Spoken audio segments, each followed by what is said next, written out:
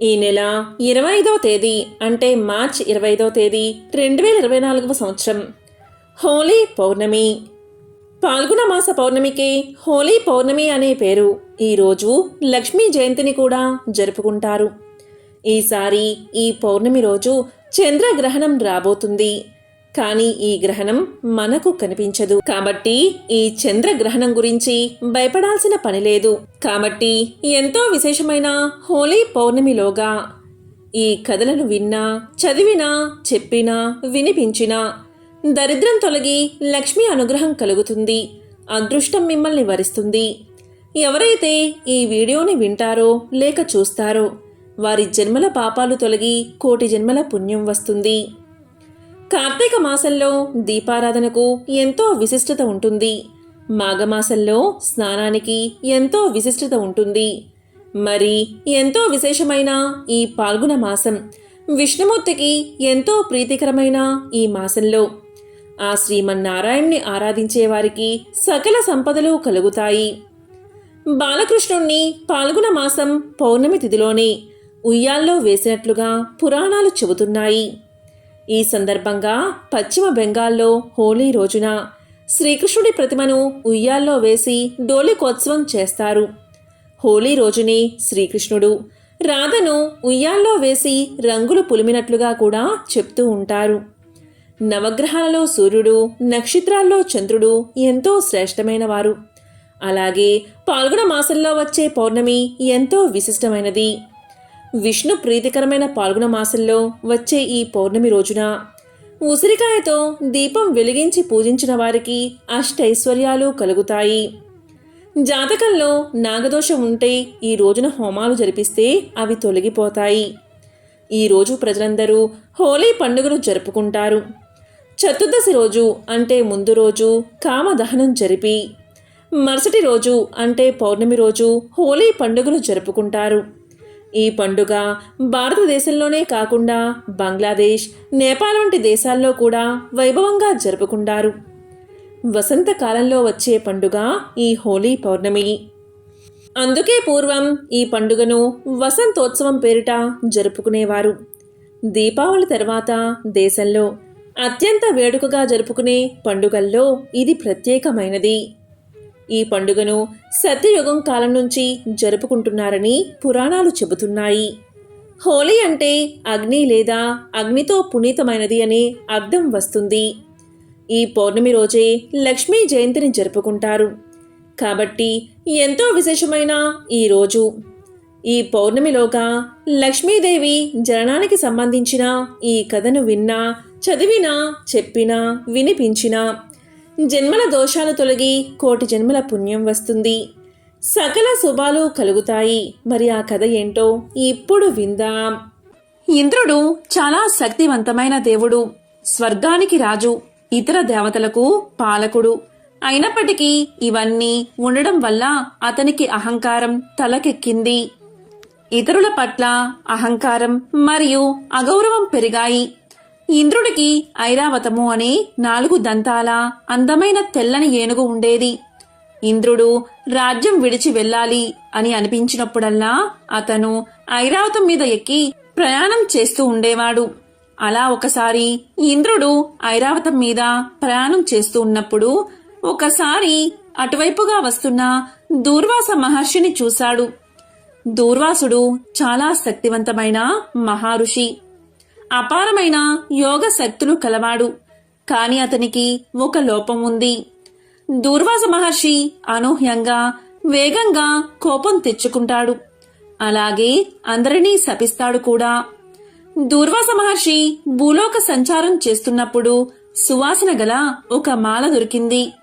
మాలలోని పువ్వులు వాడిపోకుండా ఎప్పుడూ తాజాగా ఉంటాయి.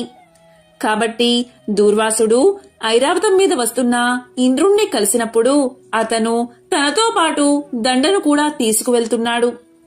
అప్పుడు దూర్వాసుడికి ఆ మాలను ఇంద్రుడికి ఇవ్వాలి అనిపించింది.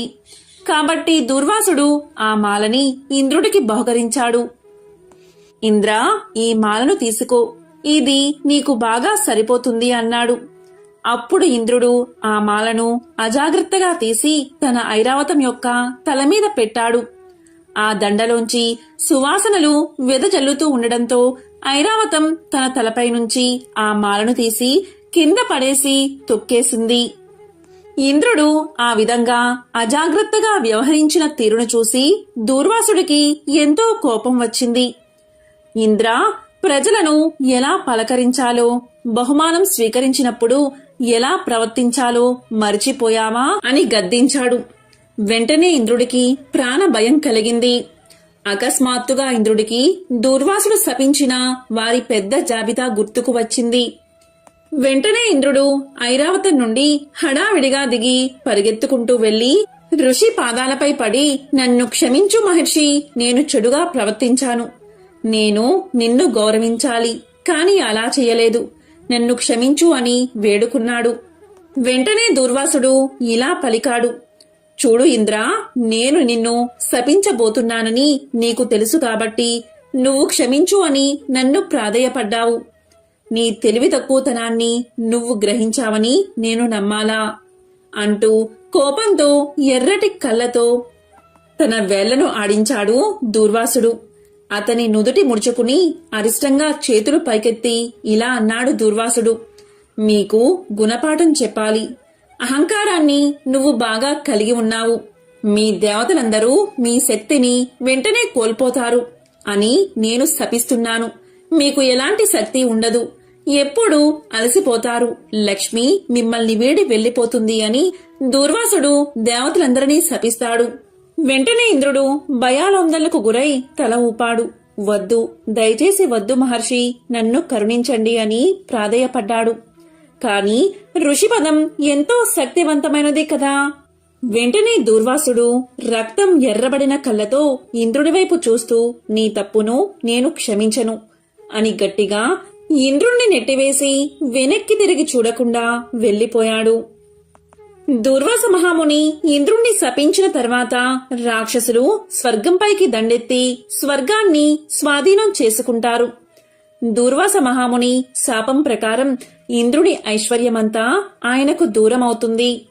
దీనితో ఇంద్రుడు బ్రహ్మ, విష్ణుదేవుల వద్దకు వెళ్లి తన బాధను మొరపెట్టుకున్నాడు. అప్పుడు శ్రీనాథుడు అంటే నారాయణుడు ఇలా పలికాడు. ఇంద్రుని సంపదలతో పాటు అమృతాన్ని కూడా సాధించడానికి సముద్ర మదనం చెయ్యాలి అని చెప్పి, ఇది ఒక్క దేవతల వల్ల కాదు, రాక్షసుల్లో కూడా అమృతం దొరుకుతుంది అని ఆశపెట్టి వారిని కలుపుకోవాలి అని ఉపాయం చెప్తాడు నారాయణుడు. వెంటనే ఇంద్రుడు రాక్షసుల రాజు అయిన ప్రహ్లాదుని కలుసుకుంటాడు. ప్రహ్లాదుని దగ్గరకు వెళ్లి ఇంద్రుడు ఇలా పలుకుతాడు. అక్కా చెల్లెళ్ల బిడ్డలం, మనలో మనకి విభేదాలు ఎందుకు? అమృతం సాధించడానికి పాల సముద్రాన్ని చిలకాలి అని శ్రీహరి చెప్పాడు. మనందరం కలిసి ఈ కార్యం సాధిద్దామని చెప్పి ప్రహ్లాదుణ్ణి ఒప్పించాడు దేవతల రాజైన ఇంద్రుడు. పాల సముద్రాన్ని మదించడానికి దేవతలు, రాక్షసులు అంతా కలిసి మందర పర్వతాన్ని కవ్వంగా తెచ్చారు. వాసుకి అనే విషపాముని తాడుగా చేసుకుని దేవతలు తోకవైపు, రాక్షసులు తలవైపు పట్టుకుని మదించడం ఆరంభించారు. వాసుకి సర్పం తలయందు కాల విషం కలది. అది మృత్యువుతో సమానం. తలవైపు నిలిచిన రాక్షసులంతా విషజ్వాల ప్రభావంగా చాలామంది మరణించారు. తామస మనసు కలిగిన రాక్షసులు అది గమనించలేకపోయారు. దేవదానవులు మందర పర్వతాన్ని కవ్వంగా తెచ్చి వాసుకుని తాడుగా చేసి రాక్షసులు తలవైపుకు, దేవతలు తోకవైపునా పట్టుకుని పాలకడిని మదించసాగారు.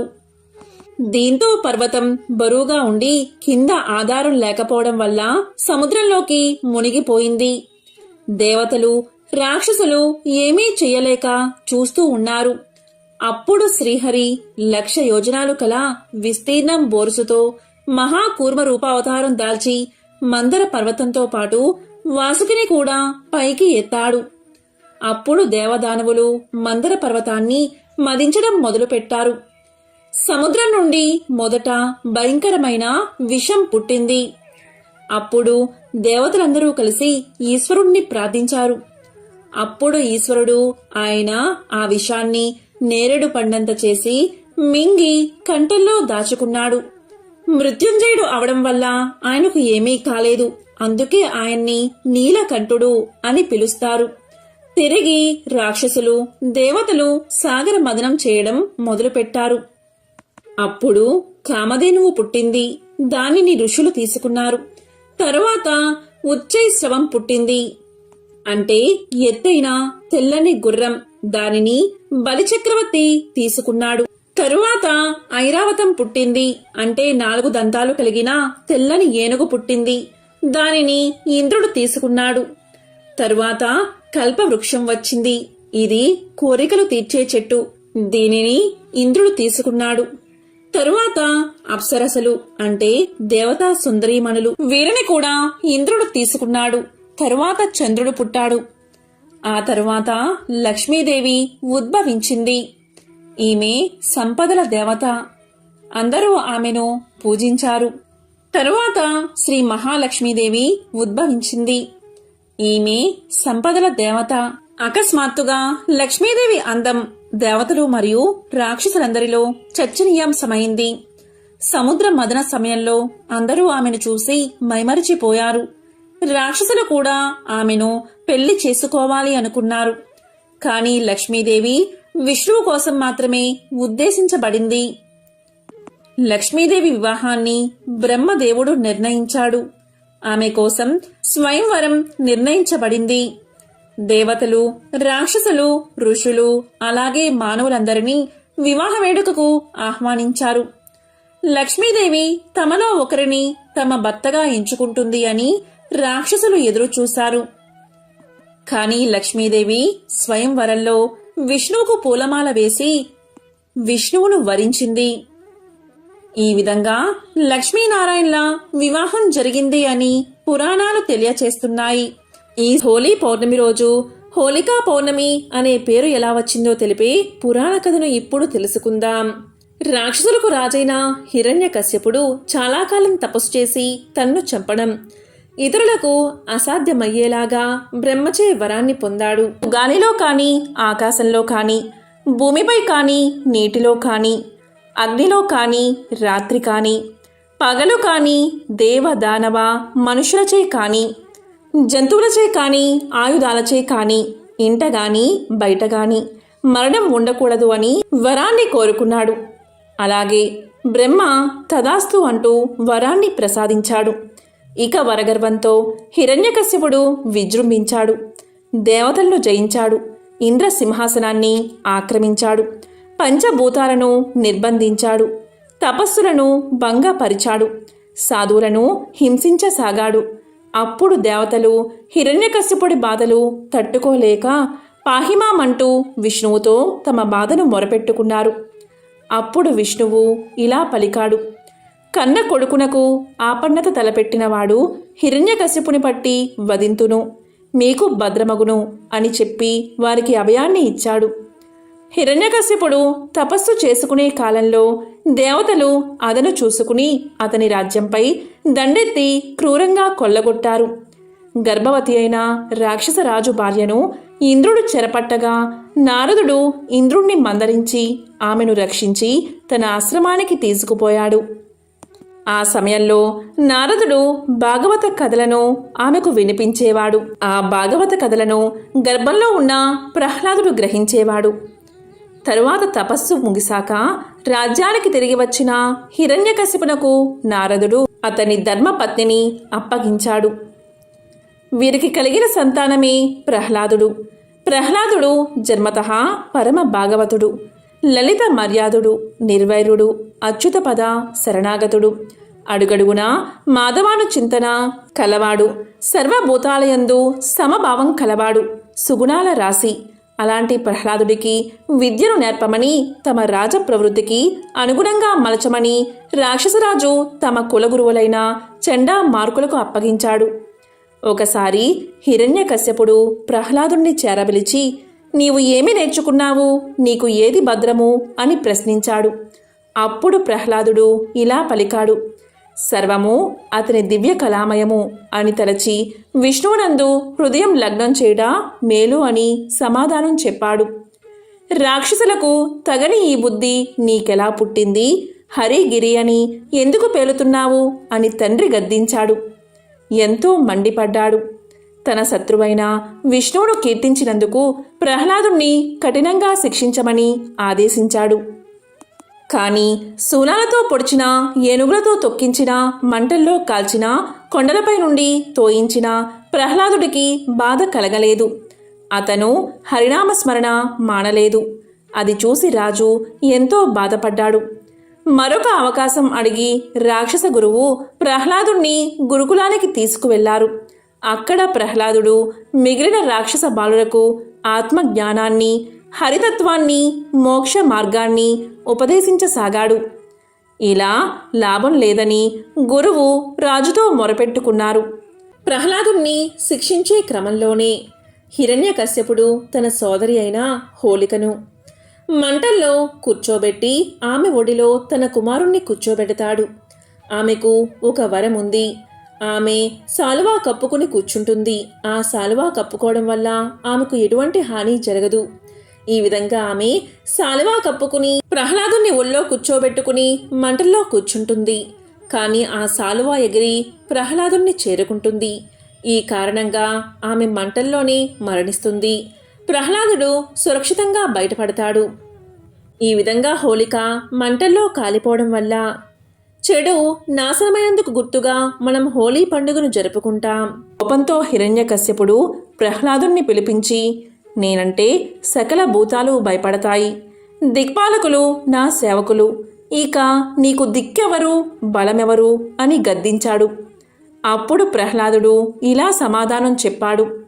అందరికీ ఎవరు బలమో, అందరికీ ఎవరు దిక్కో ఆ విభుడే నాకు దిక్కు అన్నాడు. అప్పుడు హిరణ్యకశ్యపుడు మళ్ళీ కోపంతో, ఈ అంతటా హరి అంటున్నావు కదా, ఈ స్తంభంలో నీ హరిగిరి ఉన్నాడా అని ప్రశ్నించాడు.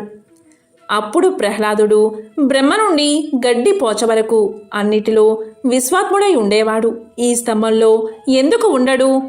స్తంభంలో తప్పకుండా ఉంటాడు, ఏ సందేహమూ లేదు అని సమాధానం చెప్పాడు పరమ భాగవతుడైన ప్రహ్లాదుడు.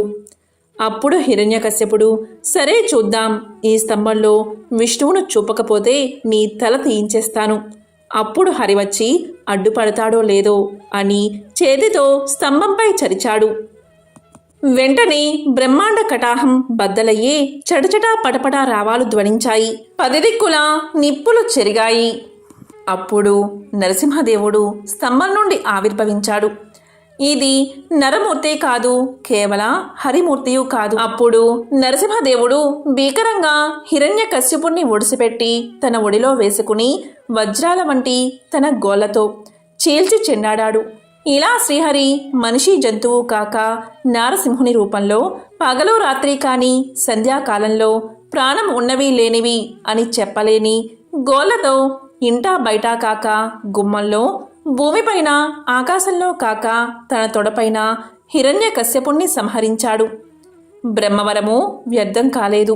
ప్రహ్లాదుని మాట పొల్లు పోలేదు. ఒకానొకసారి లక్ష్మీదేవిని విష్ణుమూర్తి కలియుగం ప్రారంభమైందని భూమి మీదకు వెళ్ళమని పలుకుతాడు. కానీ లక్ష్మీదేవి భూమి మీదకు రావడానికి భయపడి విష్ణుమూర్తిని వేడుకుంటుంది. స్వామి, మానవుల వద్దకు నేను వెళ్ళలేను. భూమి మీద ధర్మం లేదు కాబట్టి నేను అక్కడ ఉండలేను. భూలోకంలోని ప్రజలు బద్ధకస్తులు, విచ్చలవిడితనం ఎక్కువ. కొంచెం సంపద చేతిలో ఉంటే చాలు, నా అంతవాడు లేడు అంటారు. ఇలా ఒకటా రెండా సంపదల కోసం ఏమి చేయడానికైనా వెనకాడరు. కనుక నేను వెళ్ళలేను, కనికరించండి అని మొరపెట్టుకుంటుంది. అప్పుడు విష్ణుమూర్తి లక్ష్మీదేవితో ఇలా పలుకుతాడు. దేవి, నువ్వు భయపడకు. నేను నీకు తోడుగా నలుగురిని పంపుతాను. అవి ఏంటి అంటే, మొదటివాడు రాజు, రెండవవాడు అగ్ని, మూడవవాడు దొంగ, నాలుగవవాడు రోగం.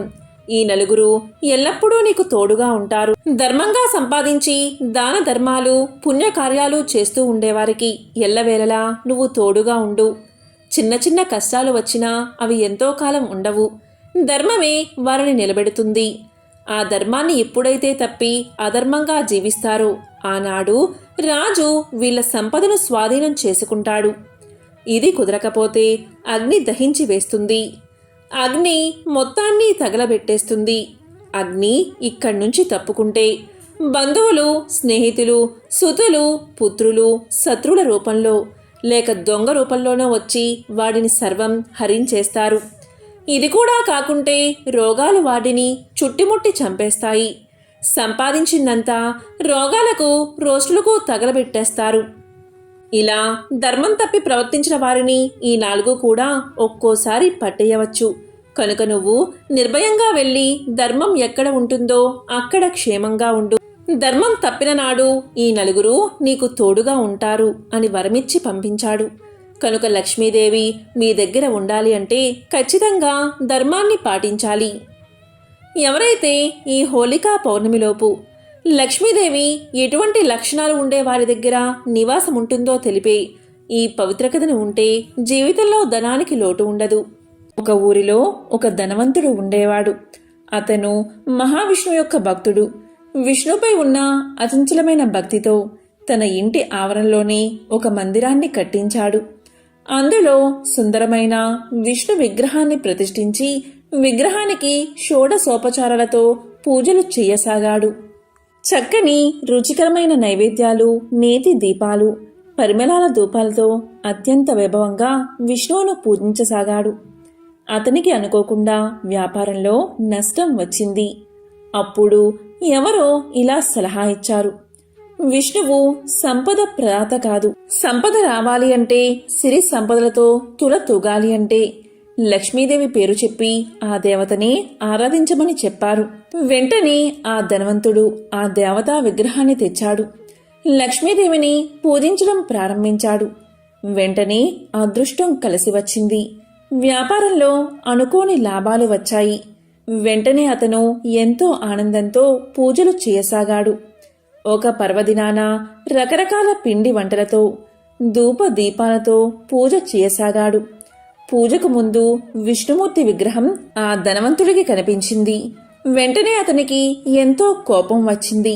ఇంకా నువ్వు ఎందుకిక్కడా అని ఆ విగ్రహాన్ని తీసేసి ఒక మూలగా పడేశాడు. తాను పూజిస్తున్న దేవతకి రోజు అతను ఎంతో భక్తి శ్రద్ధలతో పూజలు చేయసాగాడు.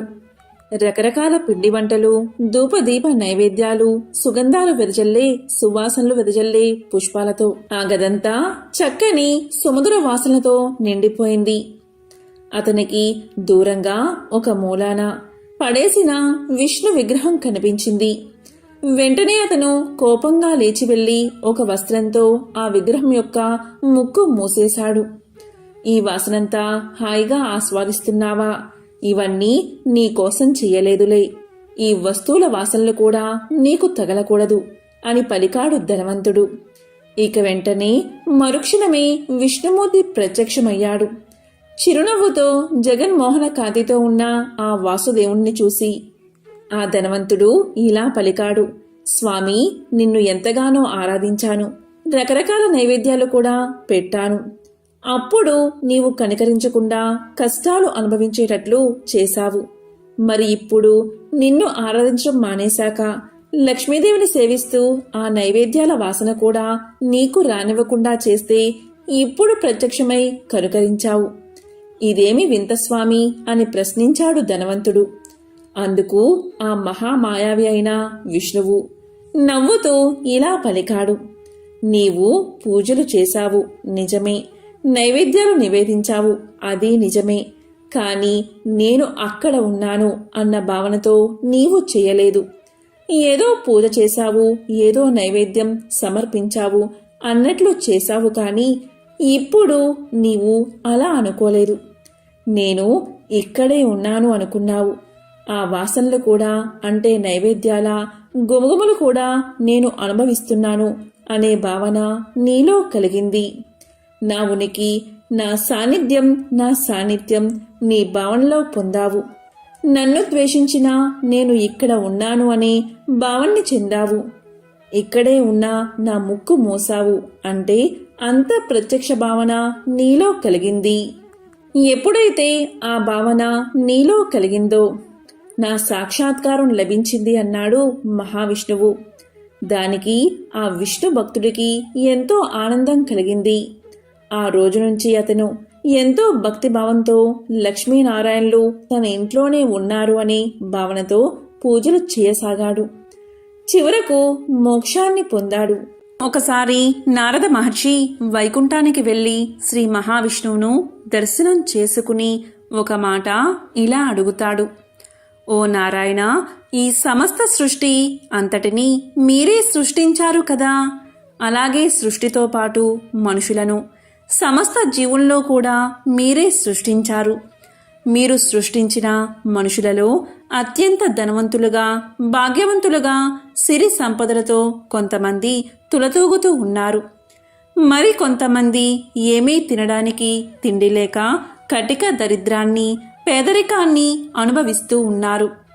మనుషులంతా మీ సృష్టే కదా, మరి వారిలో కొంతమందికి కఠిన దరిద్రాన్ని, మరి కొంతమంది అష్ట ఐశ్వర్యాలను ఎందుకు అనుభవిస్తున్నారు అని అడిగాడు. ఆ మాటలు విన్నా శ్రీహరి చిరునవ్వు నవ్వి నారదునితో ఇలా పలికాడు.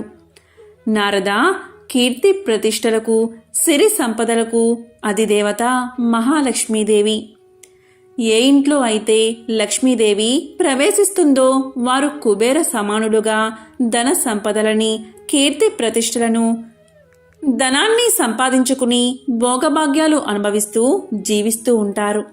అలా కాకుండా లక్ష్మీదేవి బదులు అలక్ష్మి అంటే జ్యేష్ఠాదేవి ఎవరి ఇంట్లో అయితే ప్రవేశిస్తుందో అలాంటి వారు కటిక పేదరికంతో పాటు దుఃఖం, దారిద్ర్యం అనుభవిస్తూ జీవితాంతం కష్టాలతో జీవిస్తారని చెప్పగానే నారదుడు ఇలా పలికాడు.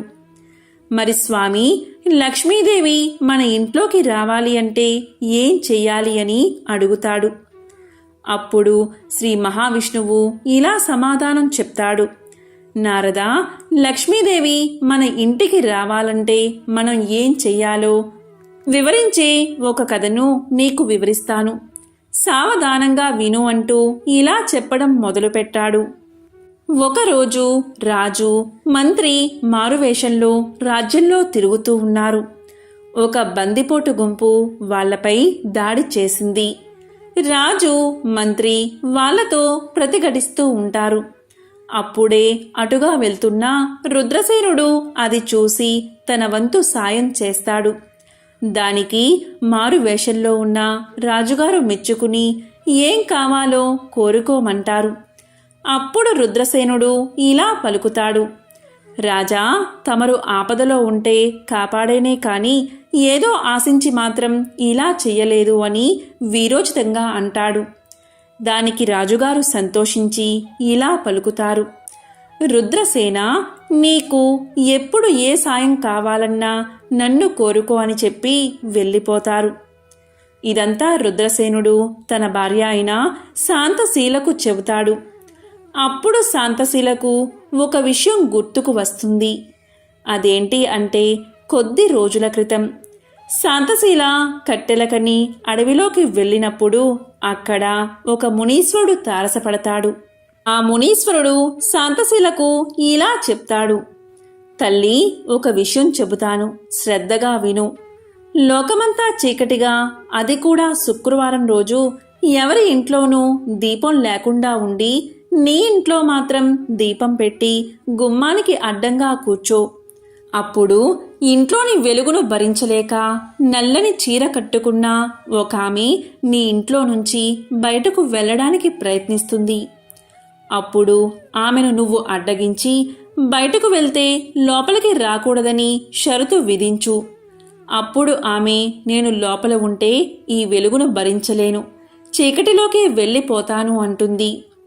అదే సమయంలో ఇంకొక ఆమె పట్టు పీతాంబరాలతో, దగదగా మెరిసే నగలతో ఇంట్లోకి ప్రవేశించడానికి ప్రయత్నిస్తుంది. ఆమెని కూడా నువ్వు అడ్డగించి లోపలికి వెళ్తే బయటకు వెళ్ళకూడదు అని షరతు విధించు. అప్పుడు ఆమె, బయటి చీకటిని భరించలేను అని చెప్పి లోపలికి వెళ్ళిపోతాను అంటుంది. ఆమె ఇంట్లోకి ప్రవేశించగానే నీవు ఐశ్వర్యవంతురాలు అవుతావు అని మునీశ్వరుడు చెప్పింది గుర్తుకు వస్తుంది శాంతశీలకు. ఈ విషయాన్ని శాంతశీల భర్త అయిన రుద్రసేనుడికి తెలియచేస్తుంది. భర్త అనుమతి తీసుకుని రాజు వద్దకు వెళ్తుంది శాంతశీల. తాను ఎవరో చెప్పి ఇలా ప్రార్థిస్తుంది. రాజా, వచ్చే శుక్రవారం రాజ్యంలో ఎవరి ఇంట్లోనూ దీపం పెట్టకుండా ఉండేలా చూడండి. ఇదే నా మనవి అని కోరుతుంది. వెంటనే రాజు ఆమె కోరిక మేరకు రాజ్యంలో ఎవరు శుక్రవారం రోజు దీపం పెట్టకూడదని చాటింపు వేయిస్తాడు. శుక్రవారం రోజు సాయంత్రం శాంతశీల దీపాన్ని వెలిగిస్తుంది. రాజ్యంలోని ఎవరూ కూడా ఆ సమయంలో దీపాన్ని వెలిగించరు. అప్పుడు లక్ష్మీదేవి నగర సంచారం చేస్తూ నగరంలో ఎవరూ కూడా దీపం వెలిగించకుండా ఉండడం చూసి, శాంతశీల ఇంట్లో దీపం వెలుగుతూ ఉండడం చూసి ఎంతో సంతోషిస్తుంది. ఇక శాంతశీల ఇంట్లో దీపారాధన చేయగానే నల్లని వస్త్రాలు ధరించి చింపిర జుట్టుతో ఒక ఆవిడ ఇంట్లో నుంచి బయటకు వచ్చి ఇలా పలుకుతుంది. నేను ఈ దీపం వెలుగులో ఉండలేను కాబట్టి బయటకు వెళ్ళిపోతాను అని పలుకుతుంది. దానికి శాంతశీల ఇలా అంటుంది. నీవు ఒకసారి ఇంట్లో నుంచి బయటకు వెళ్తే మళ్ళీ తిరిగి ఇంట్లోకి రానని మాట ఇవ్వు అని అడుగుతుంది. దానికి జ్యేష్ఠాదేవి ఇలా పలుకుతుంది. ఈ ఇంట్లో దీపం వెలుగుతూ ఉన్నంతసేపు నేను ఈ ఇంట్లోకి రాను అని మాట ఇచ్చి బయటకు వెళ్ళిపోతుంది. ఆవిడే ఆ లక్ష్మి. ఆ తరువాత పట్టు పీతాంబరాలు ధరించి నవరత్నాలు పొదిగిన బంగారు ఆభరణాలు ధరించి దివ్య మంగళ స్వరూపంతో దగదగా మెరిసిపోతూ ఒక ఆవిడ గుమ్మం దగ్గరకు వచ్చి ఇలా పలుకుతుంది. నేను ఈ చీకటిలో ఉండలేను కనుక మీ ఇంట్లో వెలుగుతున్న దీపపు వెలుగులో ఉంటాను. నన్ను లోపలికి వెళ్ళనివ్వు అని అడుగుతుంది. అప్పుడు శాంతశీల ఆవిడతో ఇలా అంటుంది. అమ్మా, ఒకసారి లోపలికి వస్తే మళ్ళీ బయటకు వెళ్ళను అని మాట ఇవ్వు అని అడుగుతుంది. దానికి ఆవిడ ఇలా పలుకుతుంది.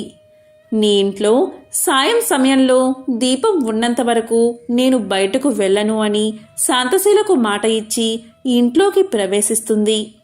ఆవిడే శ్రీ మహాలక్ష్మీదేవి. ఇంట్లో ఉన్న జ్యేష్ఠాదేవి బయటకు వెళ్ళిపోయి లక్ష్మీదేవి ఇంట్లోకి వచ్చిన వెంటనే శాంతశీల ఐశ్వర్యాలు పొందుతుంది. కానీ శుక్రవారం రోజు ఎవరి ఇంట్లోనూ దీపం పెట్టకుండా రాజుగారితో ఆజ్ఞ వేయించినందుకు చాలా బాధపడుతూ ఉంటుంది శాంతశీల. అప్పుడు శాంతశీల లక్ష్మీదేవిని ప్రార్థించగా లక్ష్మీదేవి ప్రసన్నురాలై ఇలా పలుకుతుంది. ఇకపై ప్రతి శుక్రవారం సంధ్యా సమయంలో దీపం పెడతారో వారందరికీ వాళ్ళ ఇళ్లకు నేను వస్తాను అని వరాన్ని ప్రసాదిస్తుంది. ఎవరైతే ప్రతి శుక్రవారం సంధ్యా సమయంలో తప్పకుండా దీపాన్ని వెలిగిస్తారో వారు శ్రీ మహాలక్ష్మి కరుణా కటాక్షాలకు పాత్రులు అవుతారు అని శాంతశీల కథను మహావిష్ణువు నారదునికి తెలియచేశాడు. ఈ కథంతా విన్న నారదుడు ఇలా పలికాడు. ఇంట్లో ఉన్న జ్యేష్ఠాదేవిని ఎలా బయటకు పంపాలో, లక్ష్మీదేవిని ఇంట్లోకి ఎలా ఆహ్వానించాలో తెలుసుకుని లక్ష్మీదేవి ఎలాంటి స్థానాల్లో కొలువై ఉంటుందో చెప్పమని కోరాడు. అప్పుడు శ్రీ మహావిష్ణువు ఇలా సమాధానం చెప్పాడు. నారదా, శ్రద్ధగా విను. లక్ష్మీదేవి అనుగ్రహం పొందాలి అంటే ఆ తల్లికి ఇష్టమైనట్లుగా నడుచుకోవాల్సి ఉంటుంది. పాలు, కుంకుమ, పశువు, గోవు, ధనం, ధాన్యం అమ్మకు ఇష్టమైనవి. ఇవే లక్ష్మీ స్థానాలు. అందువల్ల ఎప్పుడూ వాటిని నిర్లక్ష్యం చేయకూడదు. వాటి విషయంలో భక్తి శ్రద్ధలతో వ్యవహరిస్తూ ఉండాలి. శ్రీహరి దివ్య చరిత్ర పారాయణం చేసే చోట, శ్రీహరిని భక్తిగా గానం చేసే చోట, సాలగ్రామం, తులసి, శంఖధ్వని ఉన్న చోట లక్ష్మీదేవి నివాసం ఉంటుంది. అంతేకాదు భక్తులను, పిల్లలను, పండితులను, విద్యావేత్తలను, మహిళలను ఆదరించే చోట, ఇల్లు శుభ్రంగా ఉండి ప్రశాంత వాతావరణం ఉన్న చోట లక్ష్మి స్థిర నివాసం ఉంటుంది. లక్ష్మీదేవి చంచల స్వభావం కలది కాబట్టి బాగా పొద్దుపోయే వరకు నిద్రించకూడదు. ఇళ్లల్లో సాయం సంధ్య వేళల్లో నిద్రించేవారి ఇంట లక్ష్మీదేవి ఉండదు. కష్టపడకుండా కాలాన్ని వృధా చేసే ఇళ్లల్లో లక్ష్మీదేవి ఉండదు. ఎప్పుడు చూసినా గొడవలు కలహాలు ఉన్న ఇంట్లోకి లక్ష్మీదేవి అడుగైనా పెట్టదు. తులసిని పూజించని చోట, శంకరుణ్ణి అర్చించని చోట, పశు పక్షాదుల మీద ప్రేమలేని చోట, అతిథులను గౌరవించని చోట, భోజన సత్కార్యాలు జరగని చోట లక్ష్మీదేవి నిలవదు అని శ్రీ మహావిష్ణువు నారదునితో చెప్పాడు. లక్ష్మీదేవి ఐశ్వర్యానికి దేవత, జ్యేష్ఠాదేవి దారిద్ర్య దేవత. ఒకసారి వీరిద్దరికీ ఒక చిన్న అనుమానం వచ్చింది. ఆ అనుమానం ఏంటి అంటే తమలో ఎవరు చాలా అందంగా ఉన్నారో అని. ఈ విషయమై వీరిద్దరూ వాదించుకుంటూ ఉండగా వారికి ఎదురుగా ఒక వ్యాపారి వస్తువు కనిపించాడు. ఇక వాదించడం ఆపేసి ఆ వ్యాపారిని అడిగి నిజం తెలుసుకోవాలి అనుకున్నారు అక్కా చెల్లెళ్ళు. అలా అనుకున్నదే తడువుగా జ్యేష్ఠాదేవి లక్ష్మీదేవిలు అతడి ముందుకు వెళ్ళి నిల్చున్నారు. తామిద్దరం ఎవరమో కూడా అతడికి వివరించి చెప్పారు. ఐశ్వర్య దేవత లక్ష్మీదేవి, దారిద్ర్య దేవత జ్యేష్ఠాదేవి ఇద్దరూ ప్రత్యక్షమై కనిపించి అలా అడిగేసరికి ఆ వ్యాపారికి నోట మాట రాలేదు. ఇద్దరూ ఒకేసారి కనిపించినందుకు సంతోషించాలో లేక బాధపడాలో కూడా అతనికి అర్థం కాలేదు. విషయమంతా విన్నా ఆ వ్యాపారి భయంతో వణికిపోయాడు. ఇద్దరిలోనూ లక్ష్మీదేవే అందమైనదని అతనికి తెలుసు. అయితే నిజాన్ని చెబితే జ్యేష్ఠాదేవికి కోపం వస్తుంది. ఆమెకు కోపం వస్తే తనను ఇంకా పేదవాడిని చేస్తుందని తెలుసు. ఇక లక్ష్మీదేవి అందంగా లేదని చెబితే ఆమెకు కోపం వస్తుంది. ఆమెకు కోపం వస్తే తనకున్న ఈ మాత్రం సంపదను కూడా లేకుండా చేసేస్తుంది. ఏం చేసేది భగవంతుడా అంటూ తలపట్టుకున్నాడు. ఇంతలో ఆ వ్యాపారికి ఒక మెరుపులాంటి ఆలోచన వచ్చింది. ఏదైతే అది అయిందని మనసుకు సర్ది చెప్పుకున్న ఆ వ్యాపారి ఆ దేవతలిద్దరికీ నమస్కారం చేశాడు. వెంటనే ఆ వ్యాపారి ఇలా చెప్పాడు. అమ్మా, ఓ మహాలక్ష్మి, నువ్వు ఇంట్లోకి వస్తున్నప్పుడు నీ అంత అందమైన స్త్రీ భూలోకంలో కానీ స్వర్గలోకంలో కానీ ఎవరూ ఉండరు అని చెప్పాడు. అలాగే జ్యేష్ఠాదేవి వైపు చూసి, అమ్మా, ఓ జ్యేష్ఠాదేవి, నువ్వు ఇంటి నుంచి బయటకు వెళ్తుంటే నీ అందం సొగసు వర్ణించేందుకు మాటలు చాలవు. ఆ సమయంలో నీ అందాన్ని ఎవరితోనూ పోల్చలేము అని సమాధానం చెప్పాడు. ఆ వ్యాపారి ఎవరి మనసులో నొప్పించని విధంగా చెప్పిన తీరు జ్యేష్ఠాదేవి లక్ష్మీదేవులను సంతృప్తిపరిచింది. అతడు ఇద్దరిని విజేతలుగా నిర్ణయించాడని వారిద్దరూ అర్థం చేసుకున్నారు. దాంతో ఇద్దరూ అతడి నిర్ణయానికి సంతోషపడుతూ అక్కడి నుంచి మాయమయ్యారు. ఇక్కడ అర్థం చేసుకోవాల్సింది ఏంటి అంటే జ్యేష్ఠాదేవి లక్ష్మీదేవులు ఎవరికి వారు విజేతలమని అనుకుంటూ వెళ్లారే కానీ నిజానికి నిజమైన విజేత ఆ వ్యాపారే. ఎందుకంటే అతడు ఐశ్వర్య దేవత అయిన లక్ష్మీదేవి అభిమానాన్ని పొందడమే కాదు, లక్ష్మీదేవి బద్ధ శత్రువైన జ్యేష్ఠాదేవిని సైతం సంతృప్తిపరిచాడు. కాబట్టి నిజమైన విజేత ఆ వ్యాపారే. ఒకప్పుడు కౌశికుడు అని ఒక గొప్ప విష్ణుభక్తుడు ఉండేవాడు. అతడు గొప్ప సంగీత విద్వాంసుడు. సుమధురమైన తన గాన మాధుర్యంతో మహావిష్ణువుని ప్రసన్నం చేసుకున్నాడు. స్థూల శరీరాన్ని విడిచిన తర్వాత విష్ణు లోకాన్ని చేరుకున్నాడు. శ్రీహరి తన ప్రియభక్తుణ్ణి స్వాగతించి అతని గౌరవార్థం అంతరంగిక సంగీత సభ ఒకటి ఏర్పాటు చేశాడు. ఆ సభలో దేవర్షి నారదుడికి ప్రవేశం లభించలేదు. తుంబురుడికి సకల మర్యాదలతో స్వాగతం చెప్పారు. తనకు ప్రవేశం లేకపోవడం అటుంచి తన ప్రత్యర్థి అయిన తుంబురుడికి స్వాగత సత్కార్యాలు లభించడం చూసిన నారదుడు ఎంతో మండిపడ్డాడు. అయినా తమాయించుకుని లక్ష్మీదేవి మందిరంలోంచి లోనికి పోవడానికి ప్రయత్నం చేశాడు. అక్కడ కూడా లక్ష్మీదేవి యొక్క చెలికత్తెలు నారదుడికి అడ్డుపడ్డారు.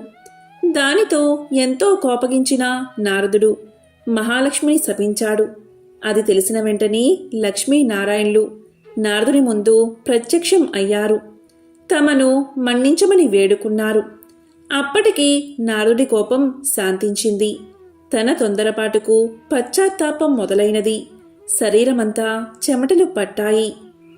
కీలరిగి వాత పెట్టడం బాగా తెలిసిన నారాయణుడు చేసిన దానికి సిగ్గుపడుతున్న నారదుణ్ణి చూసి ఇలా పలికాడు. నారదా, నీ కోపం కారణం నాకు తెలుసు. నిజానికి భక్తి జ్ఞానములయందు శీలవత్తములయందు తుంబురుడు నీకన్నా కపటి కాడు, గర్విష్ఠుడు కాడు. కపట భక్తిని ప్రదర్శించేవారు ఎన్ని తీర్థాలు సేవించినప్పటికీ వ్యర్థం. భక్తి శ్రద్ధలతో నన్ను కొలిచేవారికి అవశ్యం వశుడనే. సంగీతం చేత నన్ను చేరవచ్చునని చాటి చెప్పడానికే కౌశిక తుంబురను నేను సత్కరించాను. నీ శాపానికి ఏమీ బాధపడకు, లోకహితమే జరుగుతుంది, చింతించవద్దు అని చెప్పాడు నారాయణుడు. నారదునికి అప్పటికి జ్ఞానోదయమైనది. ఓ దేవదేవా, నా తప్పుళ్ళు క్షమించు. అవివేకి వలె ప్రవర్తించాను, నన్ను కాపాడు. తుంబురా, కౌశికుల వలె సంగీతంలో మేటినైతే ఇంతటి విపరీతం జరిగి ఉండేది కాదు కదా అంటూ కట్టెలు తెంచుకుని ప్రవహిస్తున్న కన్నీటి వరద మధ్య నారదుడు నారాయణుడి పాదాల మీద పడ్డాడు. భక్తుని పశ్చాత్తాపం భగవంతుడి హృదయాన్ని కరిగించింది. తన దివ్య హస్తాలతో నారదుణ్ణి పైకి లేపాడు నారాయణుడు. ధైర్యాన్ని చెప్పాడు. సంగీతం నేర్చుకోవాలన్న కుతూహలం నిజంగా ఉంటే తాను చెప్పినట్లు చెయ్యమన్నాడు. ఉత్తరాన మానస సరోవరానికి అవతల ఒక పర్వత శిఖరముంది. దానిమీద ఒక దివాంతం ఉంది. ఆ ఉలూకాపతికి శుశ్రూష చేసి సంగీతంలో మేటివి కమ్మని దీవించాడు నారాయణుడు. దీంతో నారదుడు శ్రీమన్నారాయణుడికి కృతజ్ఞతలు ప్రకటిస్తూ చేతులు జోడించిన నారదుడు సెలవు పుచ్చుకున్నాడు. వెంటనే మనోవేగంతో మానస సరోవరం చేరుకున్నాడు. కమ్మని సంగీతం అస్పష్టంగా వినిపిస్తుంది. తెరలు తెరలుగా వస్తున్న ఆ గాన మాధుర్యాన్ని పట్టుకుని ఆవలగిరి శిఖరం చేరాడు నారదుడు. గంధర్వ, కిన్నెర, కింపురుష, అప్సరసాదులెందరో అక్కడ సంగీతాభ్యాసం చేస్తున్నారు. వారి మధ్య గురుపీఠం మీద దివ్యకాంతులతో ప్రకాశిస్తున్న గానబంధు నారదుణ్ణి చూడగానే వినయంతో ఆసనం దిగి ఎదురు వెళ్ళాడు. ఆనందంగా ఆసనం చూపి కుశల ప్రశ్నలు వేశాడు. ఎందుకు వచ్చాడో కారణం చెప్పమని ప్రార్థించాడు. నారదుడు గానబంధు వినయానికి, సంగీత పాఠవానికి ఆశ్చర్యపోయాడు. తనకు తెలియని ఈ సంగీతవేత్త ఎవరని ఆలోచనలో పడ్డాడు. అతడు ఎవరైతేనేం, తనకు కావలసినది సంగీత విద్య. ఉలూకాపతికి నమస్కారం చేసి జపతపాదులకు సాధ్యం కాని శ్రీహరిని తుంబుర కౌశికులు గాన మాధుర్యంతో వశం చేసుకున్నారని, తనకు అలాంటి దివ్యగాన విద్యను ప్రసాదించమని వేడుకున్నాడు. గానబంధు అంటే ఉలూకాపతి. నారదుడి ఆంతర్యం గ్రహించి ముందు తానెవరో వివరించసాగాడు. ఓ నారద మహర్షి, నేను చెప్పేది శ్రద్ధగా వినండి. పూర్వం భువనేశుడు అనే రాజు ఉండేవాడు. అతడు చాలా జాలిగుండె కలవాడు, ధర్మవర్తనుడు. సంప్రదాయానుసారం ధర్మకార్యాలన్నీ క్రమం తప్పకుండా నిర్వహించేవాడు. అటువంటి ఉత్తమ పాలకుడు సంగీతాన్ని మాత్రం నిషేధించాడు. ఎవరైనా గానాలాపన చేస్తే మరణశిక్ష విధించమని మంత్రులకు తెలియచేశాడు. భగవంతుణ్ణి కూడా భక్తి గీతాలతో స్తుతించకూడదని చాటింపు వేయించాడు. ఒకరోజు హరిమిత్రుడు అనే భక్తుడు రాజు ఆజ్ఞను మర్చిపోయి భగవంతుణ్ణి కీర్తిస్తూ గానం చేశాడు. ఆ గాన మాధుర్యంలో మునిగిపోయిన ప్రజలు కూడా పాడకూడదు అన్న విషయాన్ని మర్చిపోయారు. వెంటనే రాజభటులు వచ్చారు. హరిమిత్రుణ్ణి రాజు ముందు నిలబెట్టారు. రాజు ఆలోచించాడు. పాడినవాడు బ్రాహ్మణుడు, బ్రహ్మహత్య మహాపాపం, మరణశిక్షతో సమానమైనది రాజ్య బహిష్కరణ. ఇలా ఆలోచించి హరిమిత్రుడి సంపదనంతా స్వాధీనం చేసుకుని రాజ్యం నుంచి వెళ్ళగొట్టాడు రాజు. కాలచక్రం తిరగడం మానదు కదా. కొంతకాలానికి రాజు మరణించాడు. పుట్టిన ప్రతి ప్రాణి గిట్టక తప్పదు. అలాగే గిట్టిన ప్రాణి కూడా పుట్టక తప్పదు. నరుడిగా మరణించిన రాజు గుడ్లగోపగా జన్మించాడు. దివాంత జన్మ కాబట్టి రాత్రులందే ఆహారం సంపాదించుకోవాలి. తిండి ఒక సమస్యగా తయారైనది. పురాకృత దోష ఫలితం కాబోలు. ఒకసారి 4 రోజులైనా ఆహారం దొరకలేదు. ఆకలి దుర్లభమైపోయినది. చివరికి మరణాన్ని ఆహ్వానించాడు. అతడు పూర్వజన్మలో చేసుకున్న సుకృతం వల్ల మరణదేవత యమధర్మరాజు వచ్చి ఎదురుగా నిలబడ్డాడు. ప్రాణం తీయకుండా ఎదురుగా నిలబడ్డ యముణ్ణి చూసి, ధర్మరాజా, ఎందుకు ఈ విధంగా నన్ను బాధపెడుతున్నావు? నేను గత జన్మలో రాజుగా ప్రజలపై ఎంతవరకు దయాదాక్షిణ్యాలు చూపించాలో అంతవరకు చూపించాను. నీవెందుకు నాపై దయ చూపవు అన్నాడు భువనేశుడు. దివాంత స్థితికి యమధర్మరాజు ఎంతో జాలిపడ్డాడు. తాను చేసిన తప్పేమిటో తెలియకుండా ఎవరైనా శిక్ష అనుభవించడం ధర్మం కాదు కదా, తెలిసినప్పుడే కదా పశ్చాత్తాపం కలిగేది. అలా ఆలోచించి అసలు విషయం చెప్పాడు యమధర్మరాజు. దివాంతమా, నీవు రాజుగా ఉన్నప్పుడు అనేక సత్కార్యాలు చేసిన మాట నిజమే. కానీ పరమాత్ముణ్ణి వేద మంత్రాలతో మాత్రమే స్తుతించాలని శాసించడం నీ మూర్ఖత్వం. పరమ పావనమైన సంగీతంతో హరికీర్తన చేసిన హరిమిత్రుణ్ణి శిక్షించిన పాపం తక్కువైంది కాదు కదా. ఆ పాప ఫలితం కొండంతై నీకు లభించిన పుణ్యఫలానికి మించిపోయింది. అదే నేడు నిన్ను పట్టి పీడిస్తుంది. విష్ణు భక్తులకు చేసిన కీడు నీకీ అవస్థ తెచ్చిపెట్టింది. దీని నుంచి బయటపడ్డం ఎవరికీ సాధ్యం కాదు. సమవర్తి చెప్పింది విన్నాక, అంటే యముడు చెప్పింది విన్నాక గాని దివాందానికి తాను చేసిన తప్పేమిటో అర్థం కాలేదు. ఏ మార్గంలో అయినా భగవంతుణ్ణి స్తుతించవచ్చు అనే జ్ఞానం కలిగింది. చేసిన తప్పుకు క్షమించి ఎలా అయినా బయటపడే మార్గం చూపించమని ధర్మదేవత పాదాల మీద పడ్డాడు. దీంతో యముడి హృదయం కూడా ద్రవించింది. ఉలూకరాజా, చేసిన తప్పుకు శిక్ష అనుభవించక తప్పదు. దేనికి మించిన శిక్ష అనుభవించినచో శిక్షాకాలం తగ్గుతుంది. అంగీకరిస్తే ఆ గుహలోనికి రా.